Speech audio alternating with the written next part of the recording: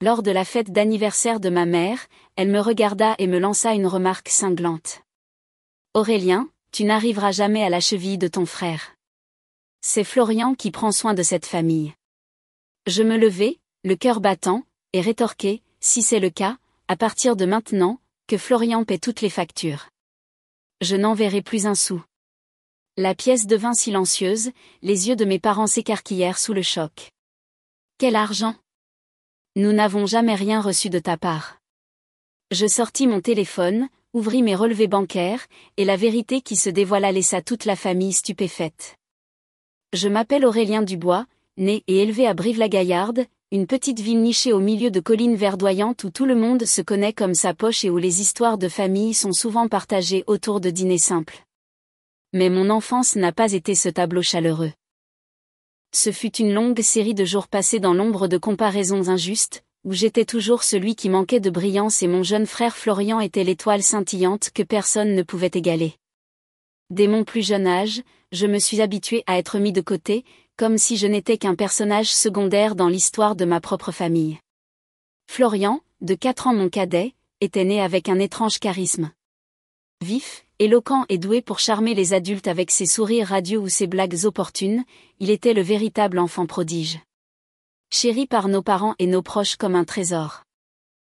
À chaque réunion, tous les regards étaient tournés vers Florian tandis que je restais assis tranquillement, attendant une question ou un mot gentil qui venait rarement. Mon père, Bernard Dubois, était mineur, travaillant jour après jour dans des tunnels sombres et crasseux, rentrant à la maison avec un visage maculé de poussière de charbon et des mains calleuses. C'était un homme de peu de mots, mais quand il parlait, c'était souvent pour faire l'éloge de Florian. Ma mère, Christine Dubois, travaillait comme comptable pour une entreprise locale, toujours occupée avec les registres et les factures. Pourtant, elle trouvait toujours le temps de se vanter auprès des voisins de son fils intelligent. Ils ne voulaient pas me blesser, je le sais, mais leur favoritisme s'est accumulé au fil du temps, comme les couches de poussière froide qui collaient à la peau de mon père. Mes parents me négligeaient souvent pour des raisons qui semblaient raisonnables, mais qui n'étaient en réalité que des excuses pour justifier leur partialité. J'étais calme, réservé et pas particulièrement doué pour les petites conversations. Je m'embrouillais souvent en essayant de discuter avec des proches, tandis que Florian pouvait faire éclater de rire une pièce entière avec une seule blague. Mes résultats scolaires étaient corrects, mais ne m'ont jamais valu de récompenses majeures ou de médailles brillantes à exhiber.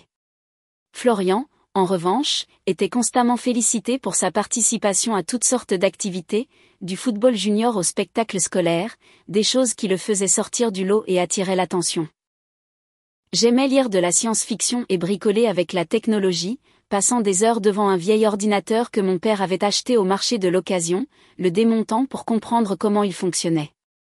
Mais pour mes parents, ce n'était que de la lecture ennuyeuse ou de l'enfouissement dans les ordinateurs, comme si mes intérêts étaient un défaut à corriger. Ces comparaisons répétées sont devenues une blessure incandescente dans mon cœur, ne saignant pas, mais me faisant souffrir chaque nuit tardive. Tu dois apprendre de ton frère, disait mon père chaque fois que je rapportais mon bulletin scolaire. Bien que mes notes soient stables, elles étaient insignifiantes pour eux par rapport aux éloges que recevait Florian. J'avais l'impression de n'être qu'une ombre traînant derrière mon frère, une silhouette faible que personne ne remarquait ou ne recherchait. Je n'en voulais pas à Florian. C'était mon petit frère, et je l'aimais avec une affection fraternelle sincère. Mais chaque comparaison me poussait plus loin, construisant un mur invisible pour protéger mon cœur fragile. Un souvenir me hante encore aujourd'hui. Un après-midi de Noël, la famille s'est réunie autour du sapin. Florian a chanté « Petit Papa Noël » et a gagné une salve d'applaudissements. J'étais assis là, tenant un cadeau fait maison, une petite lampe LED que j'avais construite avec des pièces de rechange, espérant que mes parents l'aimeraient. Quand je l'ai présenté, ma mère y a jeté un coup d'œil et a dit « Tu devrais passer plus de temps à jouer avec ton frère au lieu de t'occuper de ces choses inutiles. » J'ai hoché la tête, ravalé mes larmes et me suis retiré dans ma chambre. Dans l'obscurité, je me suis demandé si je serais un jour assez bien à leurs yeux. Serais-je toujours cette ombre ? Mon enfance s'est déroulée dans des moments comme ceux-ci, m'apprenant que l'amour familial est parfois injuste et que les blessures invisibles peuvent couper plus profondément que n'importe quelle lame. J'ai trouvé du réconfort dans les livres et la technologie où personne ne me comparait à quelqu'un d'autre. Mais au fond, j'aspirais toujours au jour où mes parents me regarderaient, me verraient vraiment, et réaliseraient que je n'étais pas l'ombre de Florian, mais Aurélien, une personne avec sa propre valeur, aussi calme et différent que je puisse être. Quand j'ai atteint l'adolescence, j'ai pensé que les choses changeraient, que je trouverais mon propre coin de ciel où je pourrais briller à ma manière. Mais non, l'ombre de Florian planait plus grande et plus sombre que jamais, et mes années de lycée n'ont fait qu'approfondir le sentiment d'être invisible dans ma propre famille et dans le monde qui m'entourait. Au lycée Georges Lègue de Villeneuve-sur-Lot, j'étais toujours le Aurélien calme et réservé, avec à peine quelques amis proches. Je n'étais pas du genre à m'intégrer facilement. Les couloirs bruyants, les groupes d'amis riant ensemble, ou les bals de fin d'année, tout cela me semblait étranger. Je préférais m'asseoir seul à la bibliothèque, feuilletant des livres sur l'électronique ou dans le laboratoire informatique, tapant mes premières lignes de code sur le PC obsolète de l'école. Je trouvais de la joie à démêler des circuits ou à écrire de petits programmes. Mais cette joie était la mienne seule. Pour mes camarades de classe, j'étais juste ce gamin bizarre collé à son ordinateur. Pour mes professeurs, j'étais un élève bon mais quelconque, ne me faisant jamais remarquer. Florian était le contraire. C'était comme une pop star parmi les élèves. Il rejoignait l'équipe de basket, animait les événements scolaires et savait toujours faire rire les gens. Les professeurs adoraient Florian, non seulement pour son énergie, mais pour son talent à charmer les adultes. Une fois, j'ai surpris ma professeure principale parlant à ma mère lors d'une réunion parents-professeurs. Florian est vraiment un élève exceptionnel, toujours plein d'énergie. Ma mère hocha la tête, rayonnante comme si les éloges lui étaient destinés. Quant à moi, le professeur me mentionna en passant, Aurélien se débrouille bien, mais il doit être plus extraverti. Je restais assis dans un coin de la pièce, écoutant ma mère acquiescer, et j'avais l'impression qu'un autre caillou tombait dans ma poitrine. À la maison, les comparaisons continuaient, plus acerbes que jamais, comme si mes parents étaient déterminés à me graver dans l'esprit que je n'arriverais jamais à la cheville de Florian. « Regarde ton frère », disait mon père, sa voix pleine de fierté. Chaque fois que Florian rapportait une médaille de basket ou un éloge de professeur, ce genre d'énergie est ce qui mène au succès. Toi, tu restes si silencieux. Qu'est-ce que tu vas accomplir ? Ma mère était plus douce, mais ses mots coupaient plus profondément. Aurélien, tu dois apprendre à parler, à te connecter comme ton frère. Si tu n'es pas doué avec les gens, il sera difficile d'aller loin dans la vie. Je me contentais d'acquiescer, sans jamais argumenter, mais chaque mot était comme une nouvelle entaille à une vieille blessure, la faisant saigner silencieusement. Ce n'est pas que je n'essayais pas. Je travaillais tranquillement dur à l'école, maintenais des notes stables et nourrissais le rêve de devenir ingénieur. J'aimais l'ingénierie. La façon dont les circuits se connectaient, la façon dont les lignes de code créaient un système fonctionnant en douceur, tout cela logique et sans jugement. Dans ce monde, je me sentais avoir de la valeur. J'ai commencé à chercher des universités, en particulier l'École nationale supérieure des mines de Saint-Étienne, réputée pour son programme d'ingénierie. Je rêvais d'être un jour dans un laboratoire, de créer quelque chose de moi-même, prouvant que je n'avais pas besoin d'être comme Florian pour réussir. Mais je gardais ce rêve pour moi car chaque fois que je mentionnais l'ingénierie, ma mère secouait la tête. À quoi bon ces machines ? Tu devrais apprendre à communiquer comme ton frère. Une fois, j'ai décidé d'essayer de changer. J'ai rejoint le club scientifique du lycée dans l'espoir de faire quelque chose qui rendrait mes parents fiers. Mon groupe a construit une petite maquette de fusée et nous avons été choisis pour la présenter à la foire scientifique de l'école. Je me suis préparée nerveusement, pensant que cette fois mes parents me verraient différemment. Mais le jour de l'événement, Florian avait un match de basket important et mes deux parents sont allés l'encourager. Je me tenais sur scène, présentant notre fusée, regardant le public et voyant leur siège vide. Plus tard à la maison, ma mère a seulement dit « J'étais occupée à regarder le match de ton frère. La prochaine fois, préviens-moi à l'avance pour que je puisse m'organiser. » J'ai hoché la tête, mais au fond de moi je savais qu'il n'y aurait pas de prochaine fois. Lorsque j'ai reçu la lettre d'acceptation de l'École nationale supérieure des mines de Saint-Étienne pour le programme d'ingénierie électrique, j'ai eu l'impression qu'un rayon de lumière perçait le long et sombre tunnel de ma vie. Debout aux portes de l'université, contemplant les amphithéâtres imposants et les laboratoires modernes remplis d'équipements de pointe, je me suis dit, c'est ici que j'appartiens. L'université n'était pas seulement une chance d'apprendre. C'était un endroit où j'espérais façonner qui j'étais, sortir de l'ombre de Florian et prouver que j'avais de la valeur, même si c'était d'une manière différente. Mes premiers jours à Saint-Étienne furent comme un homme assoiffé trouvant un ruisseau. Je me suis plongé dans mes études avec ferveur, savourant le temps passé en laboratoire à bricoler des circuits complexes ou à écrire des lignes de code qui faisaient fonctionner un petit système sans accroc. Chaque fois qu'un de mes programmes s'exécutait avec succès avec « Hello World », clignotant à l'écran, mon cœur s'emballait comme si je venais de créer un monde bien à moi. Je n'avais pas besoin d'un public ou d'applaudissements, juste de la certitude que je me rapprochais de mon rêve de devenir ingénieur. Pendant que je m'enterrais dans les devoirs et les petits boulots pour couvrir les frais de scolarité, Florian prenait un chemin complètement différent. Il a abandonné l'université après seulement 1 an, déclarant que l'école était trop restrictive et pas pour quelqu'un comme lui. Au lieu de cela, il s'est lancé dans des projets d'entrepreneuriat indépendant, poursuivant des entreprises qui semblaient grandioses mais étaient vagues. Il appelait fréquemment à la maison, racontant à nos parents des idées d'investissement, des contacts de haut niveau avec des entrepreneurs parisiens ou des plans révolutionnaires qu'il poursuivait. Chaque fois qu'il nous rendait visite, Florian apparaissait comme une star, vêtu de chemises impeccables, arborant le dernier téléphone, et racontant des histoires de gros contrats qu'il était sur le point de signer. Je le regardais, me demandant d'où venait l'argent puisqu'il n'avait pas d'emploi stable. Nos parents, comme s'ils suivaient un scénario familier, continuaient de favoriser Florian. Ils l'admiraient, l'appelant un battant et un visionnaire. Florian ose sortir et prendre des risques, disait mon père, sa voix pleine de fierté, tandis que je restais assis tranquillement, serrant mon verre d'eau. Mais toi, Aurélien, tu ne fais qu'un travail ordinaire. Qu'est-ce que ça va t'apporter ? Tu dois apprendre de ton frère et rêver grand. Ces mots étaient comme du sel frotté sur une vieille blessure, la faisant saigner silencieusement. J'avais envie de crier que je travaillais dur. Que chaque mois je faisais des économies pour payer les frais de scolarité, le loyer et les manuels techniques coûteux, mais je restais silencieux comme toujours, sachant que parler ne changerait rien. Ce qui me blessait le plus, c'était la façon dont mes parents soutenaient Florian sans penser à mes difficultés pour démarrer ses projets. Florian leur demandait fréquemment de l'argent, parfois pour une application technologique prometteuse, d'autres fois pour faire dîner et divertir des partenaires commerciaux lors de dîners sophistiqués. Mes parents n'hésitaient pas à puiser dans leurs économies ou même à contracter des prêts pour lui donner. Florian a besoin de cette opportunité pour s'élever, disait ma mère comme si c'était la chose la plus évidente du monde. Pendant ce temps, je devais me débrouiller seule à l'université.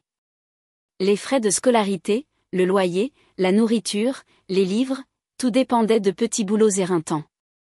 Je travaillais comme serveur dans un café, faisais la plonge dans un restaurant et, occasionnellement, réparais des ordinateurs pour des colocataires afin de gagner quelques euros supplémentaires. Une fois, j'ai hésitamment appelé ma mère pour lui demander une petite somme pour acheter un livre technique requis pour un cours. Elle a soupiré au téléphone. Les choses sont difficiles, Aurélien.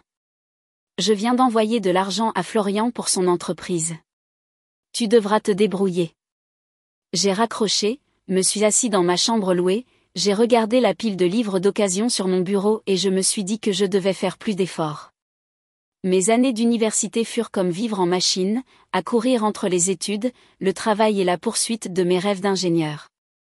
J'ai maintenu de bonnes notes et obtenu un stage dans une petite entreprise technologique à Saint-Étienne, où je travaillais aux côtés de vrais ingénieurs.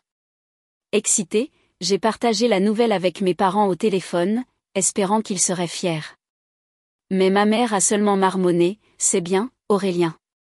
Reste indépendant. » J'ai cessé de partager après cela, ne me confiant qu'à quelques amis proches à l'école qui comprenaient la valeur du code que j'écrivais ou des circuits que je concevais. Florian, pendant ce temps, continuait de se montrer sur les réseaux sociaux.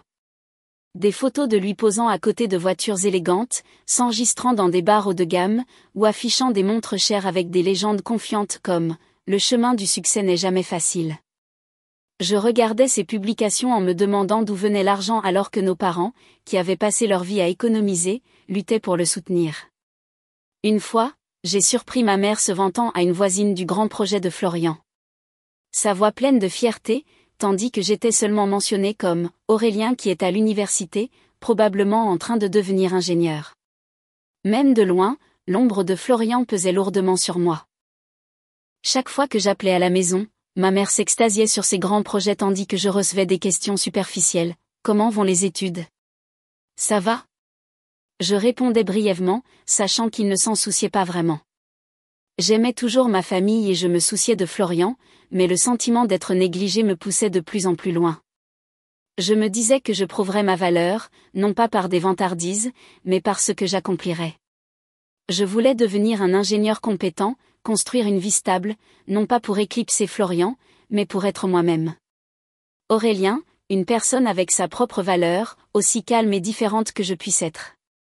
Après 4 années épuisantes à l'École nationale supérieure des mines de Saint-Étienne, j'ai obtenu un diplôme en génie électrique et une offre d'emploi d'une entreprise technologique à Sophia Antipolis, près de Nice. Tenant cette lettre d'offre dans ma main, j'avais l'impression que le monde entier s'ouvrait devant moi. Sophia Antipolis était une ville vibrante, loin du calme tranquille de Brive-la-Gaillarde, avec ses gratte-ciel imposants, ses cafés branchés et sa communauté technologique en plein essor. Mon nouveau poste d'ingénieur logiciel me permettait de travailler sur des projets passionnants aux côtés de collègues passionnés. Mon revenu était décent, suffisant pour vivre confortablement à Sophia Antipolis, mais j'ai choisi de vivre frugalement. J'ai loué un petit appartement, mangeais des repas simples et allouais la majeure partie de mon salaire au remboursement des prêts étudiants qui me restaient de mes années d'université. Je n'avais pas besoin de voitures de luxe ou de vêtements chers, des choses que Florian affichait toujours. Pour moi, la stabilité était la chose la plus précieuse, quelque chose que j'avais gagné grâce à des quarts de travail épuisants et des nuits blanches à étudier. Je voulais construire une vie solide, non seulement pour moi, mais pour qu'un jour mes parents me regardent avec fierté. Mais ensuite, un appel téléphonique de ma mère a tout changé. Papa, après des années passées à travailler dans les mines de charbon, avait dû prendre sa retraite anticipée en raison de problèmes de santé. Les années passées à respirer la poussière de charbon avaient eu raison de ses poumons, et le médecin lui avait déconseillé tout travail physique intense. Maman, qui avait toujours été habituée à son travail de comptable, est passée à temps partiel en raison de son âge et du stress. Les revenus de la famille ont chuté au point que maman devait faire des économies sur chaque centime pour couvrir les dépenses mensuelles. Entendre sa voix au téléphone, emplie d'inquiétude, alors qu'elle parlait des factures de services publics et des frais de médicaments de papa, m'a serré le cœur. J'ai décidé d'envoyer de l'argent pour soutenir mes parents chaque mois. Ce n'était pas une décision facile. La vie à Sophia Antipolis n'était pas bon marché. Mais je ne pouvais pas rester les bras croisés à les regarder lutter. Chaque mois, je mettais de côté une partie de mon salaire, environ 2500 €, pour les aider à s'en sortir. Je voulais le faire discrètement, sans que mes parents aient l'impression que je me vantais ou que je faisais quelque chose de grandiose. Il y avait cependant un problème. Mes parents, surtout ma mère, n'étaient pas à l'aise avec les virements bancaires. Ils étaient habitués à l'argent liquide et chaque fois que je mentionnais les applications bancaires, ma mère se plaignait, c'est trop compliqué. J'ai pensé à Florian, qui vivait toujours à Brive-la-Gaillarde, près de nos parents. Je l'ai appelé, lui proposant ce que je pensais être une solution pratique. Je transférerais l'argent sur son compte et il le retirerait en espèces pour le remettre directement à nos parents. C'est rapide et simple, ai-je dit, et Florian a accepté immédiatement, sa voix débordante d'enthousiasme. Ne t'inquiète pas, grand frère. Je m'en occupe. Je faisais confiance à Florian. Malgré son style de vie ostentatoire et son irresponsabilité occasionnelle, je le considérais toujours comme mon petit frère, quelqu'un qui ne ferait rien pour nuire à notre famille. Chaque mois, je transférais diligemment l'argent, y compris une note dans la description de la transaction pour les parents. Je ne vérifiais pas et ne demandais pas à ma mère si elle avait reçu l'argent car je supposais que c'était une évidence. Je voulais juste qu'ils vivent plus confortablement, et je voulais le faire discrètement sans que personne ne sache que j'étais derrière tout ça. Je me suis dit que même si mes parents ne reconnaissaient jamais mes efforts, au moins je remplissais mon devoir de fils. À Sophia Antipolis, ma vie se mettait progressivement en place. Mon travail d'ingénieur logiciel me procurait non seulement un revenu stable, mais aussi une joie sincère. J'aimais les matins passés au bureau, à siroter un café noir, à coder près de la fenêtre avec une vue sur les rues animées en contrebas. Mais même si j'étais loin de chez moi, ma responsabilité envers mes parents restait une partie inséparable de moi. Après avoir décidé d'envoyer 2500 € chaque mois à mes parents via le compte de Florian, j'ai continué mon travail et ma vie à Sophia Antipolis avec l'idée que je faisais bien les choses discrètement. J'imaginais ma mère utilisant cet argent pour acheter des médicaments pour mon père, réparer le toit qui fuyait ou simplement vivre plus confortablement. Je n'appelais pas pour vérifier les choses car je faisais confiance à Florian, mon jeune frère qui a grandi avec moi pendant nos jours à Brive-la-Gaillarde pour prendre soin de la famille en mon nom. Cette confiance, avec le recul, était peut-être ma plus grande erreur. Occasionnellement, j'appelais à la maison et j'entendais ma mère se plaindre du coût de la vie. Le médicament de ton père est si cher, Aurélien, disait-elle, la voix pleine d'inquiétude.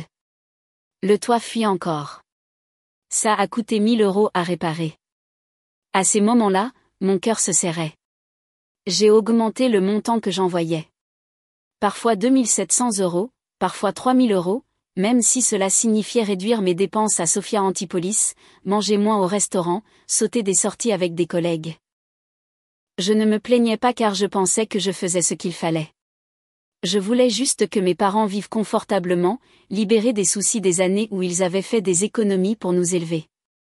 Mais pendant que je vivais frugalement, Florian devenait de plus en plus extravagant. Sur les réseaux sociaux, je le voyais exhiber une nouvelle voiture, un SUV rutilant, et une montre de marque scintillante à son poignet sur des photos prises dans des bars chics. Il publiait des statuts débordants de confiance, gros boulot, grosse vie.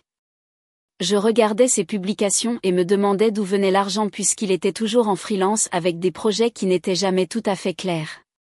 Mais je balayais mes doutes, me disant que peut-être il avait enfin réussi, que ses investissements avaient porté leurs fruits. Je ne voulais pas penser du mal de mon frère, même si parfois une petite voix dans ma tête me prévenait que quelque chose n'allait pas. Au milieu de mes journées chargées à Sophia Antipolis, Amélie est entrée dans ma vie comme un rayon de soleil chaleureux. Elle travaillait au service marketing de l'entreprise, avec un sourire radieux et des yeux qui savaient écouter.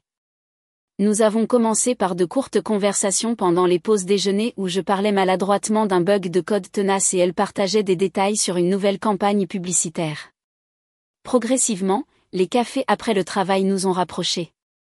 Amélie n'était pas seulement une petite amie. Elle était ma première véritable confidente. Elle m'a aidé à oublier les journées de travail épuisantes, les nuits sans sommeil à m'inquiéter de l'argent et la tristesse persistante d'être comparée à Florian.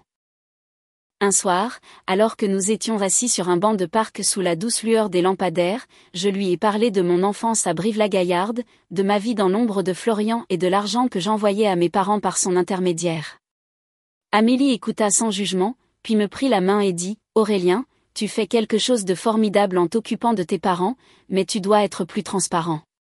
Fais-leur savoir que c'est toi qui envoies l'argent afin qu'ils puissent voir ton cœur. » J'ai souri et balayé ça. Pas besoin de ça. Je veux juste que les choses soient simples, discrètes. Amélie secoua la tête, ses yeux emplis d'inquiétude. Tu fais trop confiance à Florian. Fais attention. Tout le monde n'est pas ce qu'il semble être. Nos rendez-vous avec Amélie sont devenus un baume guérisseur. Elle m'a emmenée à des concerts de musique live dans de petits bars, m'a appris à danser malgré ma maladresse, et à préparer de simples dîners avec moi dans mon appartement. Une fois, alors que j'étais épuisée par un projet au travail, Amélie est arrivée avec une assiette de cookies fait maison, et nous nous sommes assis pour regarder un film comique, riant jusqu'à en avoir mal aux côtes. Tu n'as pas besoin d'être comme quelqu'un d'autre, dit-elle en posant sa tête sur mon épaule. Tu es Aurélien et c'est suffisant. Ces moments me faisaient me sentir plus léger, comme si l'ombre de Florian s'estompait lentement, remplacée par la chaleur de l'amour d'Amélie. Mais son conseil sur la transparence persistait dans mon esprit. Je ne voulais pas croire que Florian puisse faire quoi que ce soit de mal, mais ses publications ostentatoires, la nouvelle voiture, les fêtes somptueuses commençaient à éveiller une vague inquiétude en moi.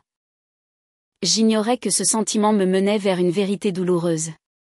Une vérité qui allait exploser à la fête d'anniversaire de ma mère où ma confiance serait brisée et tout ce que je pensais savoir de ma famille serait bouleversé. La fête du 65e anniversaire de ma mère était la première fois que je retournais à Brive-la-Gaillarde après presque un an d'absence, pris par mon travail à Sophia Antipolis.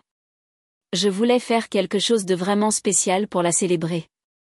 J'ai passé des semaines à préparer un cadeau, un appareil photo numérique compact, facile à utiliser avec un grand écran et des boutons simples.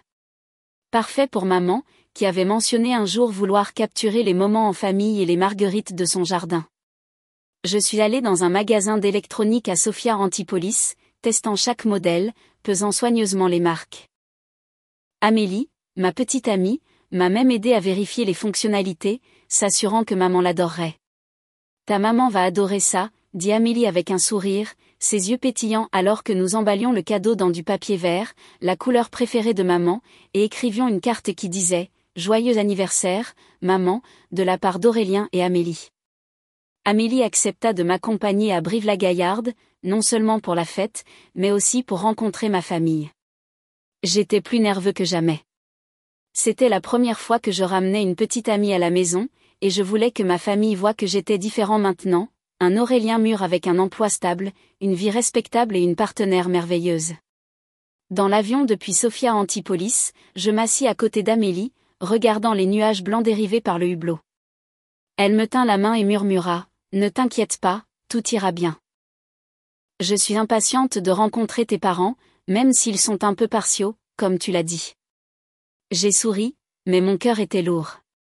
J'avais raconté à Amélie mon enfance, l'ombre de Florian, les comparaisons constantes. Mais j'espérais toujours que cette fête serait une chance de réparer les choses, que mes parents me verraient différemment sans me comparer à lui. La route de l'aéroport à Brive-la-Gaillarde nous a fait traverser des chemins familiers où les collines verdoyantes se dressaient tranquillement comme des souvenirs d'enfance. Notre vieille maison familiale est apparue avec son porche légèrement ébréché, ses tuiles de toit patinées et le petit jardin de maman fleuri de marguerites jaunes. Je suis sortie de la voiture, prenant une grande inspiration, humant l'odeur de l'herbe humide dans l'air de la maison. Amélie a souri, tirant sa petite valise, l'air aussi naturel que si elle appartenait à cet endroit. J'ai embrassé maman, remarquant qu'elle était plus mince que la dernière fois que je l'avais vue, ses cheveux striés de plus d'argent. Papa était assis dans un fauteuil du salon, toussant quelquefois. Son visage pâle des années passées à travailler dans les mines, mais il réussit à sourire quand il me vit. J'ai présenté Amélie, et maman l'a embrassée, disant « Entrez. Ne soyez pas timide. » Amélie a souri, répondant chaleureusement « Merci. J'ai beaucoup entendu parler de vous par Aurélien. » Florian est apparu peu après, sortant de la cuisine dans un costume bleu marine impeccable, une chemise blanche et une montre brillante au poignet. Il me tapota l'épaule, riant bruyamment « Tu es de retour, hein ? Toujours le gars de la tech. Ça ne change jamais. » J'ai souri en retour, essayant de ne pas remarquer le regard de maman, qui passa brièvement sur moi avant de se poser sur Florian comme si elle nous comparait. Amélie me murmura « Ton frère sait vraiment comment voler la vedette. » J'ai hoché la tête, ne disant rien. La fête a eu lieu dans le salon, décoré d'or, de guirlandes et de ballons. La table à manger était chargée de gâteaux, de biscuits faits maison et d'un vase de marguerites cueillies par maman dans le jardin. Des proches s'étaient rassemblés, et la pièce bourdonnait de rire et de bavardage. Il y avait tante Martine, qui était toujours en admiration devant Florian. Oncle Henri, qui aimait raconter des histoires de sa jeunesse, et quelques voisins proches. Amélie s'est vite intégrée, discutant joyeusement avec tante Martine de son travail de marketing à Sophia Antipolis, de la conception d'une campagne publicitaire pour l'entreprise. Je la regardais, ressentant un mélange de fierté et de malaise. Je voulais que ma famille voie Amélie non seulement comme ma petite amie, mais comme quelqu'un qui me comprenait, qui me faisait me sentir valorisée. Mais ensuite, comme un scénario familier, la conversation s'est tournée vers Florian. Tante Martine, en train de siroter son thé, se tourna vers lui, la voix pleine d'admiration. « Florian, tu es un si beau fils. Envoyer de l'argent à tes parents tous les mois comme une horloge. Cette famille a de la chance de t'avoir. » D'autres acquiescèrent, renchérissant, « Exactement. Ce garçon sait comment prendre soin de sa famille. Pas comme certains qui ne vivent que pour eux-mêmes. » Mon cœur se serra. Amélie me serra la main sous la table, ses yeux disant « Ne te laisse pas atteindre. Maman, comme pour jeter de l'huile sur le feu, me regarda avec des yeux réprobateurs. Aurélien, pourquoi ne peux-tu pas être ne serait-ce qu'une fraction comme Florian? Tu devrais apprendre de lui. Florian prend soin de toute cette famille. Tu le sais.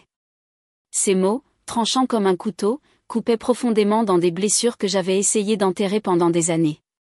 Amélie me serra la main plus fort, murmurant « Reste calme, Aurélien. Ne les laisse pas te blesser. » Mais je ne pouvais plus rester calme. Des années de retenue, des années d'entendre des comparaisons, des années à envoyer silencieusement de l'argent sans reconnaissance. Tout a éclaté en moi comme un feu incontrôlable. Je me suis levée brusquement, la chaise en bois raclant bruyamment, surprenant tout le monde. Ma voix tremblait, mais était résolue, si c'est le cas, à partir de maintenant, que Florian s'occupe de toutes les factures.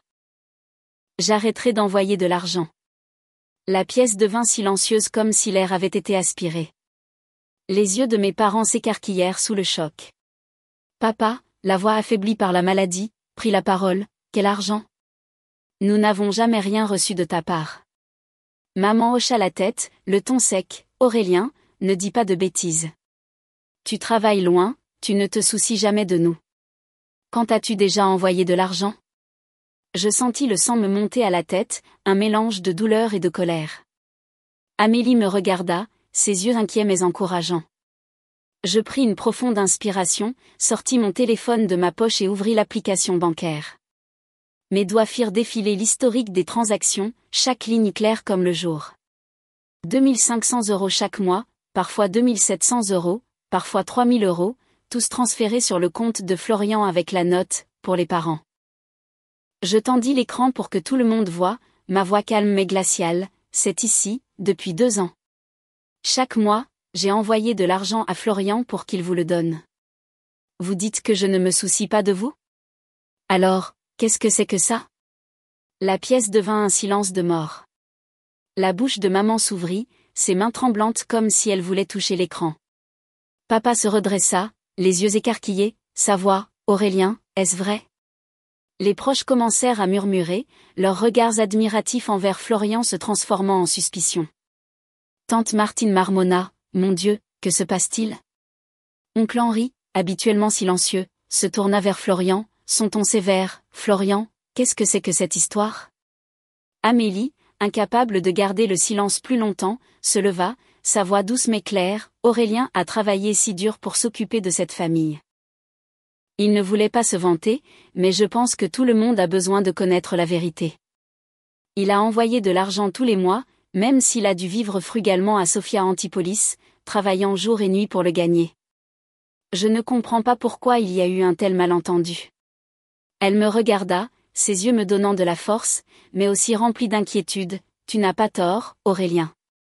Ils doivent connaître la vérité, aussi douloureuse soit-elle. Le petit salon de notre maison à Brive-la-Gaillarde, autrefois rempli de rires et de souvenirs d'enfance, ressemblait désormais à une scène tendue pour une pièce dramatique. La lumière du plafonnier projetait des ombres sur les visages stupéfaits de toutes les personnes présentes. Les guirlandes dorées et les ballons décorant l'anniversaire de maman semblaient déplacés dans l'atmosphère lourde. Maman était assise là, les mains tremblantes, les yeux rivés sur l'écran du téléphone que je venais de montrer, où les relevés bancaires étaient clairement affichés, limpides. Papa, malgré sa santé fragile, s'était redressé, les yeux écarquillés comme s'il ne pouvait pas croire ce qu'il venait d'entendre. Les proches chuchotaient entre eux, leurs regards passant de moi à Florian, essayant de comprendre ce qui venait de se passer. Maman fut la première à briser le silence. Sa voix tremblait, presque brisée, « Florian, tu m'as dit que cet argent venait de toi. Tu as dit que tu subvenais à nos besoins. » Elle regarda Florian, ses yeux remplis à la fois de douleur et de choc, comme si une partie du monde auquel elle avait cru venait de s'effondrer. Florian baissa la tête. Son visage rougit, ses mains serrées en poing. Il ne dit rien, assis là comme un enfant pris en faute. Je restais là à regarder, le cœur battant, non pas de colère, mais d'une douleur plus profonde. La douleur de réaliser que mon jeune frère, à qui j'avais fait entièrement confiance, avait trahi cette confiance. Amélie regarda ma mère, ses yeux sincères mais sérieux, Aurélien aime cette famille, et il ne mérite pas d'être incompris comme ça. Ces mots furent comme une brise fraîche apaisant la tempête d'émotions qui faisait rage en moi. Papa, la voix affaiblie par la maladie, regarda Florian et demanda, « Parle, Florian, qu'est-ce qu'il en est de cet argent? Que as-tu fait de ce que ton frère a envoyé ?» Son ton n'était pas en colère, mais portait une profonde déception, comme s'il venait de perdre quelque chose de précieux. Florian leva la tête, ses yeux fuyants, puis balbutia, « Je n'ai pas voulu, papa. J'ai juste emprunté un peu. J'allais le rendre plus tard. » Il prit une profonde inspiration et finalement, incapable de supporter le poids des regards fixés sur lui, il avoua, « J'ai gardé la majeure partie de l'argent.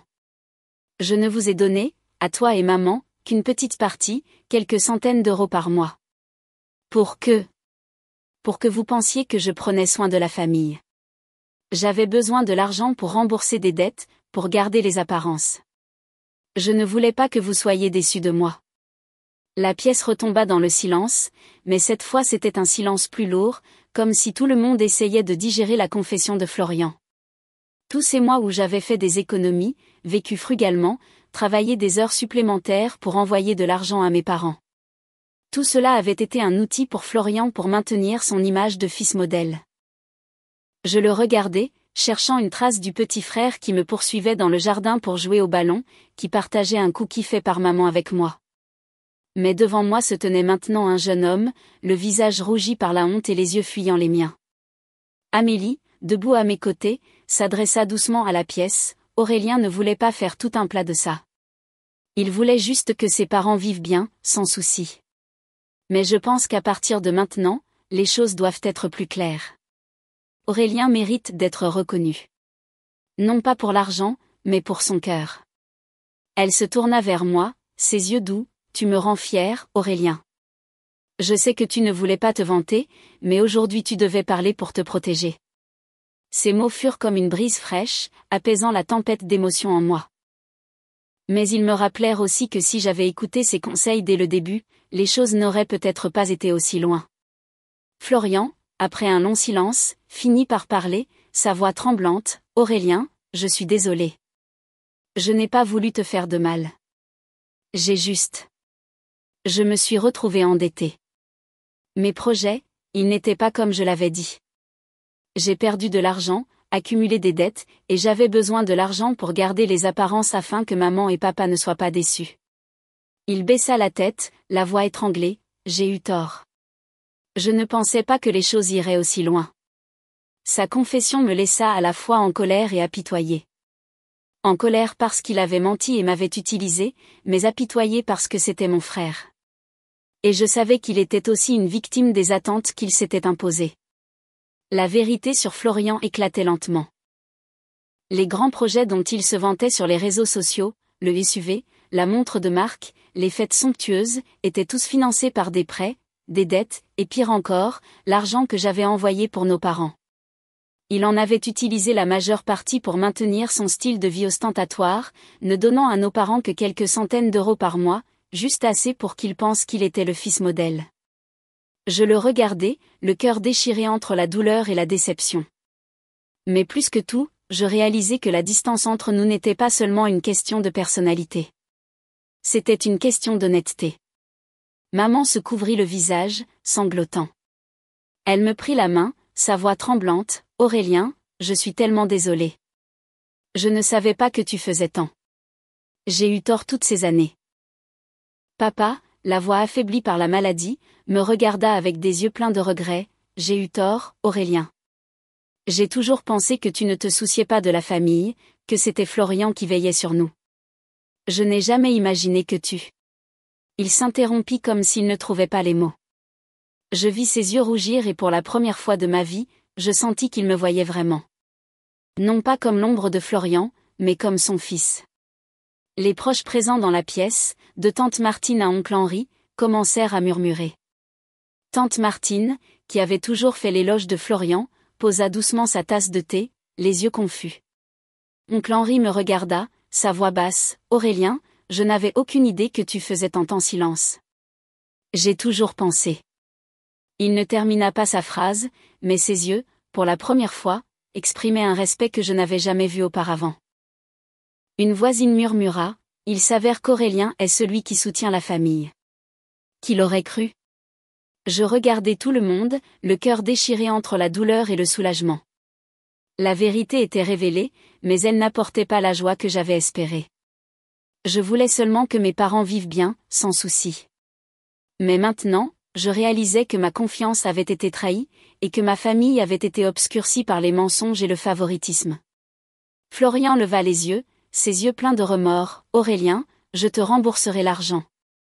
Je promets que je réparerai mes erreurs. » Mais je ne savais pas si cette promesse était digne de confiance. Tout ce que je savais, c'est qu'à partir de ce moment, tout dans notre famille avait changé pour toujours. Je pris une profonde inspiration, essayant de garder ma voix calme. « Maman. Papa », commençai-je, mon regard balayant la pièce. Je ne voulais pas que les choses en arrivent là. Tout ce que j'ai toujours voulu, c'est que vous viviez bien, sans souci.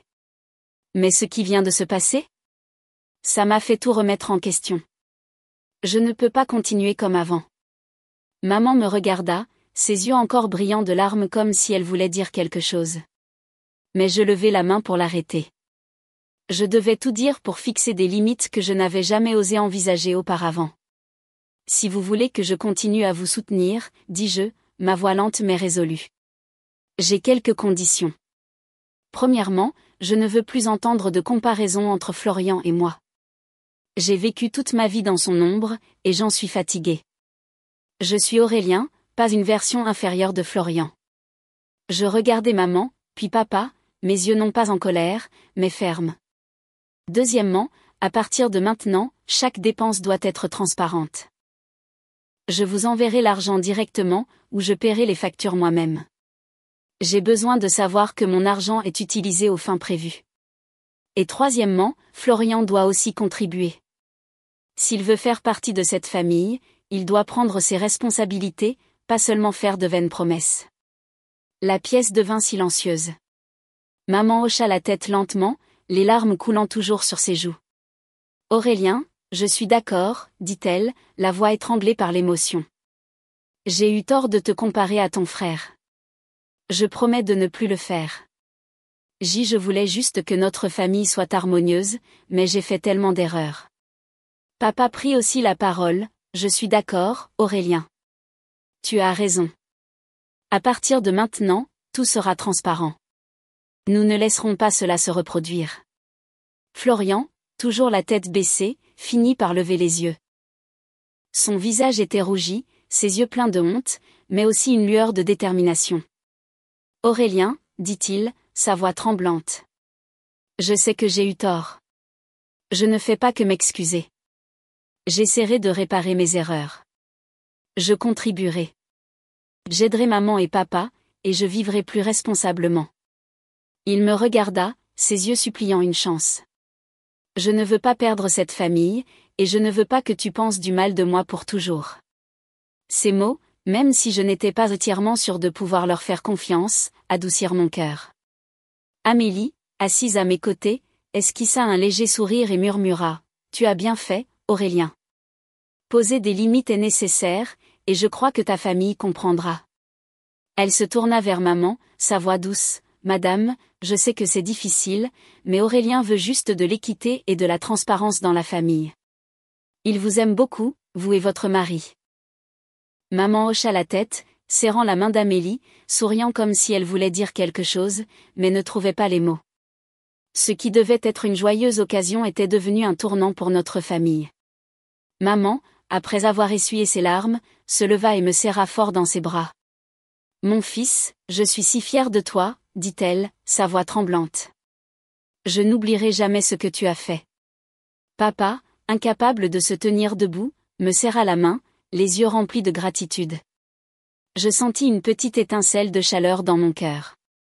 Non pas à cause de la reconnaissance, mais parce que pour la première fois, je sentis l'amour de ma famille, dégager des comparaisons.